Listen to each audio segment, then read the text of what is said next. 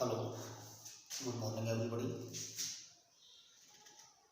आज हम पाठ्य पुस्तक आरंभ करते हैं और जैसा कि आपको पता है उच्च माध्यमिक शिक्षा बोर्ड ने अपने पाठ्यक्रम में कोरोना महामारी को देखते हुए कुछ पाठ कम कर दिए हैं। तो यहाँ जो भी पाठ दिए गए हैं उन पाठों में सबसे पहले सूरदास वाला पाठ दिया गया है। तो सूरदास वाले पाठ को लेते हैं। सबसे पहले सूरदास जी के बारे में पढ़ेंगे। इनका जन्म 1478 में हुआ था, मृत्यु 1583 में हुई। इनके जन्म स्थान के बारे में मतभेद है। कुछ विद्वान दिल्ली के निकट सीही नामक स्थान पर इनका जन्म स्थान मानते हैं और कुछ आगरा के पास रुनकता माही नामक गांव इनका जन्म स्थान मानते हैं। ऐसा माना जाता है कि आगरा में रुनकता के पास गऊ घाट पर इनकी भेंट वल्लभाचार्य स्वामी से हुई और वल्लभाचार्य स्वामी ने इन्हें वल्लभ संप्रदाय में दीक्षित किया और आगे काव्य लेखन के लिए प्रेरित किया। इनकी काव्य कृतियाँ सूरसागर, सूर सारावली और साहित्य लहरी हैं। इनकी मृत्यु के संबंध में माना जाता है कि इनकी मृत्यु सन 1583 में पारसौली नामक स्थान पर हुई थी। ये भक्ति श्रृंगार और वात्सल्य के अनुपम कवि माने जाते हैं और वात्सल्य रस इनका प्रिय रस रहा है। सूरदास को पढ़ने के लिए सबसे पहले हमें ये लाइन कंठस्थ करनी पड़ेगी। उत्तरों में अलंकारिकता लाने के लिए, चमत्कार लाने के लिए ऐसी पंक्तियाँ अगर हम लिख देते हैं तो ज़्यादा बेहतर रहता है। ज्ञान व योग पर प्रेम आश्रयी भक्ति भावना की श्रेष्ठता व सुगमता सिद्ध करने वाले कवि। दोबारा से सुने। ज्ञान व योग पर प्रेम आश्रयी भक्ति भावना की श्रेष्ठता व सुगमता सिद्ध करने वाले कवि सूरदास द्वारा रचित भ्रमर गीत के कुछ चयनित पदों में गोपियों के प्रेम की एक निष्ठता, अनन्यता, विरह वेदना और उद्धव को दिए गए उपालंभ। उपालंभ माने होता है उलाहना। उपालंभ माने होता है उलाहना का वर्णन किया गया है। तो यहाँ ये याद करने योग्य है। ज्ञान व योग पर प्रेम आश्रयी भक्ति भावना की श्रेष्ठता व सुगमता सिद्ध करने वाले कवि सूरदास द्वारा रचित भ्रमर गीत से चयनित कुछ पदों में गोपियों के प्रेम की एक निष्ठा, अनन्यता, विरह वेदना और उद्धव को दिए गए उपालंभों का वर्णन किया है। इनके जन्म स्थान के बारे में काफी मतभेद है। कुछ लोग इन्हें जन्मांध मानते हैं और कुछ का मानना है कि जन्मांध नहीं थे, बाद में अंधे हुए। कुछ लोग ऐसा भी मानते हैं कि पहले ये चोरी डकैती आदि किया करते थे, लूटपाट करते थे, मारकाट करते थे। एक संत ने, एक महापुरुष ने इन्हें कहा कि ये सब अनर्थ है और परमात्मा देख रहा है, तुम्हें इसका दंड भुगतना पड़ेगा। तो इन्होंने कहा कि परमात्मा होता है, कि हाँ होता है, फिर मुझे क्यों नहीं दिखाई देता। तब उस संत ने कहा कि परमात्मा अंतर्मन की आंखों से दिखाई देता है। तो बोले कि ये आंखें बेकार हैं, कि हाँ ये बेकार हैं। तो क्रोधी थे, गुस्सा आ गया और दोनों आंखें फोड़ ली गरम सलाखों से। बड़ी वेदना हुई, बड़ा कष्ट हुआ। चलते चले गए, रास्ते में कुआं मिला, सूखा कुआं था, लकड़ी वगैरह या फिर ऐसा कुछ उसमें पड़ा हुआ था, पत्ते, सूखे पत्ते वगैरह, उसमें गिर गए और गिरने के पास भूखे प्यासे, आंखों में वेदना हो रही है, तड़प हो रही है। वहाँ से पुकारने लगे कि हे परमात्मा, अगर तू है तो मेरी सहायता कर, मुझे बचा। तो ऐसा माना जाता है कि परमात्मा या उसके किसी सहायक ने इनको कुएं से बाहर निकाला और निकाल करके चले गए। तब से इन्हें परमात्मा पर विश्वास या आस्था होने लगी और बाद में उन्होंने अपना पूरा जीवन परमात्मा की भक्ति में ही व्यतीत कर दिया, ऐसा माना जाता है। तो यहाँ जो पद दिए गए हैं वो सूर सागर से लिए गए हैं और सूर सागर से ये भ्रमर गीत के चयनित पद लिए गए हैं। भ्रमर गीत बहुरे का गीत। जब अक्रूर जी भगवान श्री कृष्ण और बलराम को लेने के लिए आते हैं तो गोपियाँ उनका मार्ग अवरुद्ध कर देती हैं। गोपियाँ मार्ग अवरुद्ध कर देती हैं और भगवान श्री कृष्ण झूठा आश्वासन देकर के या फिर आश्वासन देकर के जाते हैं कि निश्चित अवधि में मैं अवश्य लौट आऊँगा। तो गोपियाँ उन्हें जाने देती हैं और उसके पश्चात भगवान श्री कृष्ण स्वयं न आकर उद्धव नामक व्यक्ति को, जो अपने आप में बड़ा ज्ञानी विद्वान समझता है, उसको गोपियों के पास भेजते हैं, तब गोपियाँ उससे उपालंब करती हैं। उद्धव कहता है कि कृष्ण छलिया है, झूठा है, उसे भूल जाओ और उससे तुम्हें कुछ भी हासिल होने वाला नहीं है। तब गोपियाँ अपनी अनन्य भक्ति भावना को, प्रेम की निष्ठा को प्रकट करते हुए उद्धव से कहती हैं, मैंने एक पद यहाँ लिखा है, ठीक है ना, इसको मैं समझाता जा रहा हूँ साथ के साथ, देखते भी चलेंगे और अपनी पाठ्य पुस्तक निकाल लें। पाठ्य पुस्तक में कठिन शब्दों के अर्थ वगैरह लिखते चलेंगे। मैं यहाँ प्रश्न भी बताऊँगा आपके लिए और यहाँ इन शब्दों के अर्थ भी बताऊँगा। तो इसमें पहला पद दिया गया है, हमारे हरिहार की लकड़ी, मन क्रम वचन नंद नंदन और यह दृढ़तर पकड़ी, सूरत जागत स्वप्न दिवस निष्कान कान जकरी, श्रुतो व्याध ले आए हमको देखी सुनी न करी, यह तो सूरत नहीं ले सौंपो जिनके मन चक्री। चक्री माने होता है चंचल, मन चक्री होना, मन का चंचल होना।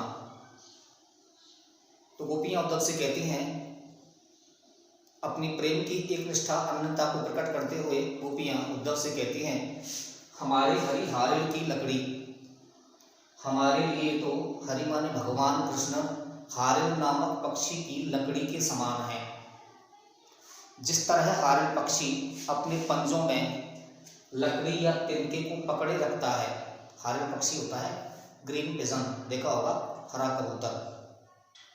तो उस कबूतर की विशेषता होती है वह किसी चीज़ को आधार बनाकर उड़ता है, घास फूस तिनका हो, लकड़ी हो, अपने पंजों में पकड़े रखता है और उसी को आधार मान करके उड़ता है। तो गोपियाँ कहती हैं, हमारे लिए तो भगवान कृष्ण, हरि माने भगवान कृष्ण, हारिल की लकड़ी, हारिल नामक पक्षी की लकड़ी के समान है। जिस तरह हारिल पक्षी अपने पंजों में लकड़ी या तिनके को पकड़े रखता है और उसे किसी भी स्थिति में नहीं छोड़ता, उसी प्रकार देखो यहाँ तक आपको लिखना पड़ेगा, अर्थ करते समय, एक्सप्रेशन करते समय, व्याख्या करते समय, इसके बाद फिर नीचे वाली लाइन आएगी, ठीक है। एक बार दोबारा से देखें, हमारे हरिहार की लकड़ी, हमारे लिए हरि माने भगवान कृष्ण हारिल नामक पक्षी की या हारिल रूपी पक्षी की लकड़ी के समान है। अब ये लिखना पड़ेगा, बोलना पड़ेगा, जिस तरह हारिल पक्षी अपने पंजों में लकड़ी या तिनके को पकड़े रखता है और उसे किसी भी स्थिति में नहीं छोड़ता, उसी प्रकार हम गोपियों ने भी, अब आगे देखें, मन क्रम वचन, मन वचन और कर्म से, क्रम का अर्थ होगा कर्म, मन क्रम वचन, मन वचन और कर्म से नंद नंदन, नंद के, नंदन माने पुत्र, नंद के पुत्र श्री कृष्ण रूपी या नाम रूपी, कृष्ण नाम रूपी लकड़ी को और अपने हृदय में दृढ़ कर, दृढ़ माने मजबूत करके या मजबूत हाथों से, पकड़ी माने पकड़ रखा है। दोबारा से देखें, हमारे हरिहार की लकड़ी, हमारे लिए भगवान श्री कृष्ण हारिल नामक पक्षी की लकड़ी के समान है।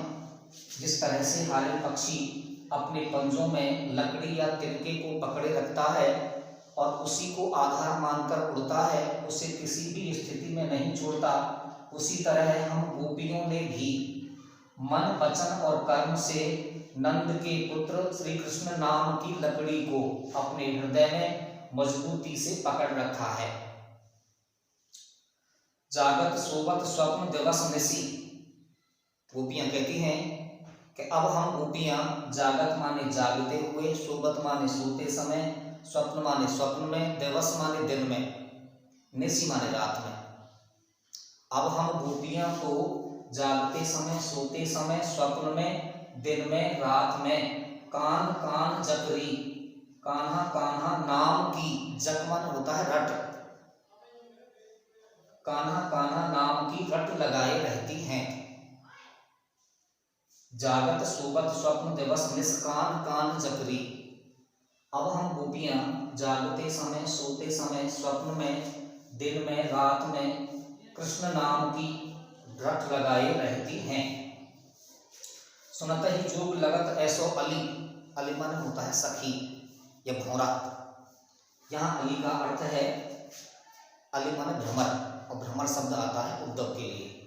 सुनत ही जोग लगत ऐसो अली, अरे अली, अरे भ्रमर, सुनत ही जोग तुम्हारे ज्ञान योग की बातें सुनकर, सुनत ही जोग, सुनत ही माने सुनकर, जोग माने ज्ञान योग की बातें, लगत ऐसा लगता है, तुम्हारे ज्ञान योग की बातें सुनकर ऐसा लगता है ज्यों कड़वी ककड़ी, जैसे हमने कड़वी ककड़ी खा ली हो। अर्थात जिस तरह से कड़वी ककड़ी अरुचिकर होती है, मन को नहीं भाती, जिस तरह से कड़वी ककड़ी अरुचिकर होती है, मन को नहीं भाती, उसी प्रकार तुम्हारे ज्ञान योग की बातें भी हमें अरुचिकर लगती हैं, हमारे मन को नहीं भाती हैं।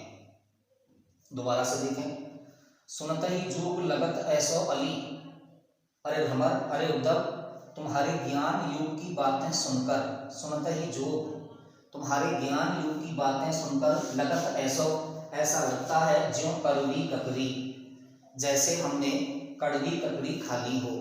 अर्थात जिस तरह से कड़वी ककड़ी अरुचिकर होती है, मन को नहीं भाती, अच्छी नहीं लगती, उसी प्रकार तुम्हारे ज्ञान योग की बातें हैं, ये हमें अरुचिकर लगती हैं, हमारे मन को नहीं भाती हैं। सोई ब्याज ले आए हमको, सोई माने सुतो, सुतो शब्द भी है, सोई शब्द भी है, ठीक है। सोई माने वही, व्याध माने रोग आदि और व्याधि, ठीक है। व्याधि माने मानसिक रोग होता है, आदि माने शारीरिक रोग होता है। तो व्याध, व्याध कहते हैं, कहा व्याध लगा दे, व्याध माने मानसिक कष्ट।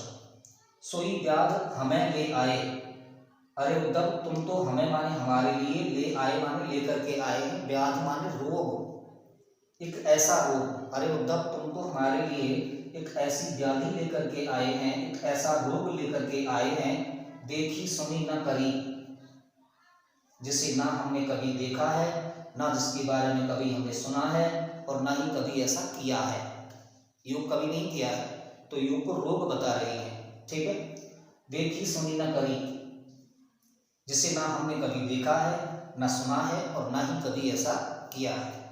एक बार दोबारा से देखें, सोई व्याध हमें ले आए, अरे उद्धव तुम तो हमारे लिए एक ऐसी व्याध, एक ऐसा रोग लेकर के आए हो, देखी सुनी न करी, जिसे हमने न कभी देखा है, न कभी सुना है, और न कभी ऐसा किया है, हमने योग साधना कभी नहीं की है। अब गोपियां उद्धव से कहती हैं, ठीक है यहाँ तक, और नीचे वाली लाइन देखेंगे, यह तो सूर तरह दीजय, सूरदास जी के माध्यम से, सूरदास जी ने प्रत्येक पद में अपने पद में अपना नाम जोड़ दिया है, तो यह तो सूर तरह दीजय, सूरदास जी के माध्यम से गोपियां उद्धव से कहती हैं, सूरदास जी के माध्यम से गोपियां उद्धव से कहती हैं, यह तो सूर तरह दीजय, अरे उद्धव यह तो, यह क्या, व्याधि, व्याधि माने रोग, और रोग भी कौन सा,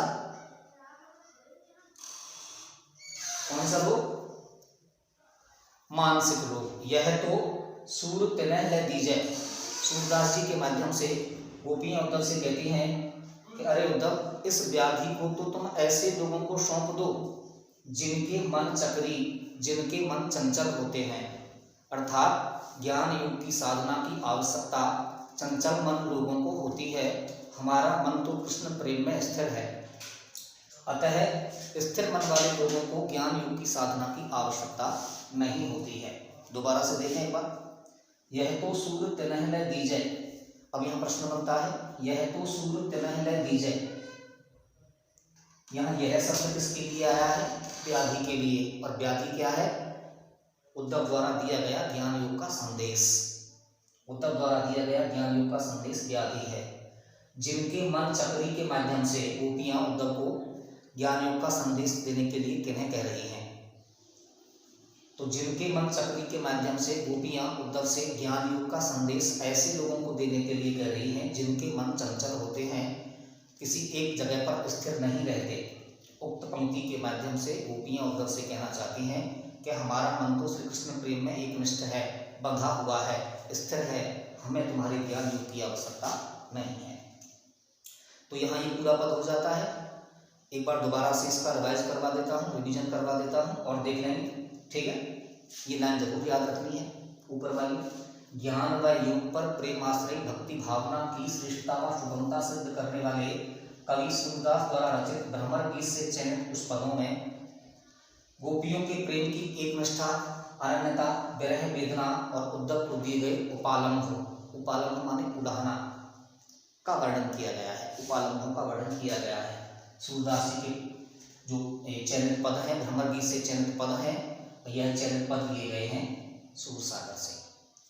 अर्थ देखेंगे। अब प्रस्तुत पद में गोपियों की अनन्य भक्ति भावना या प्रेम की एक निष्ठा प्रकट होती है, ये यहाँ देखना है। हमारे हरिहारल की लकड़ी, गोपियाँ उद्धव से कहती हैं कि अरे उद्धव, हमारे लिए तो भगवान श्री कृष्ण हारिल नामक पक्षी की लकड़ी के समान है। जिस तरह से हारिल पक्षी अपने पंजों में लकड़ी या तिनके को पकड़ कर रखता है और उसे किसी भी स्थिति में नहीं छोड़ता, उसी तरह हम गोपियों ने भी मन क्रम वचन नंद नंदन और यह दृढ़ कर पकड़ी। मन, वचन और कर्म से भगवान श्री कृष्ण के नाम रूपी लकड़ी को और माने अपने हृदय में दृढ़ कर माने मजबूत करके पकड़ रखा है।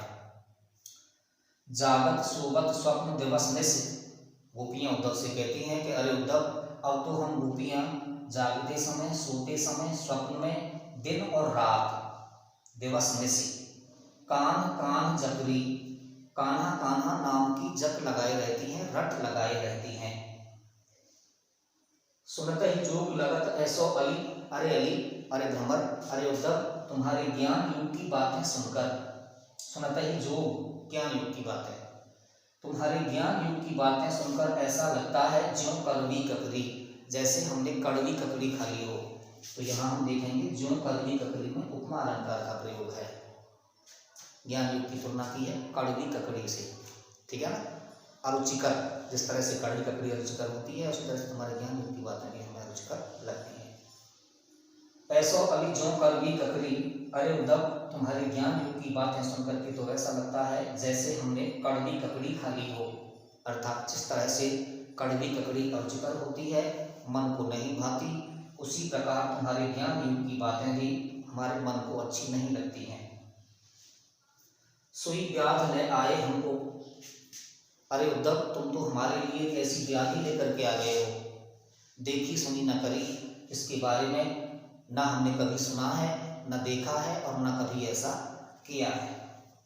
यह तो सूर तनहला दीजिए जिनके मन चक्री। और सूरदास जी के माध्यम से गोपियां उद्धव से कह रही हैं, कह रहे अरे उद्धव, इस व्याधि को, इस रोग को तो तुम ऐसे लोगों के लिए सौंप दो जिनके मन चक्री, जिनके मन चंचल होते हैं। हमारा मन श्री कृष्ण प्रेम में एकनिष्ठ है, हमें आपके ज्ञान युग की आवश्यकता नहीं है। तो यहाँ ये हो जाता है, प्रश्न बनता है, गोपियों ने उद्धव के सामने अपने श्री कृष्ण के प्रति अपने अनन्य भक्ति भाव को किस प्रकार व्यक्त किया है।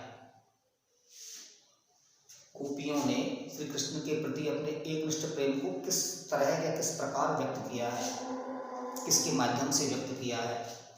तो गोपियों ने श्री कृष्ण के प्रति अपने अनन्य भक्ति भाव को, अपनी एक निष्ठा को, अपनी प्रेम की एक निष्ठा को हारिल पक्षी के, हारिल नामक पक्षी के माध्यम से व्यक्त किया है।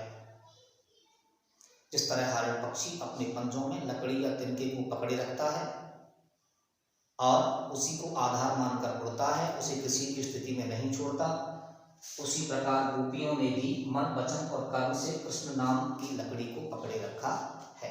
तो ये इसका प्रश्न का उत्तर बन जाता है। तो केवल एक ही पद लिखा है, एक पद का मैंने अर्थ करवा दिया है, ठीक है, शेष कल कराया जाएगा।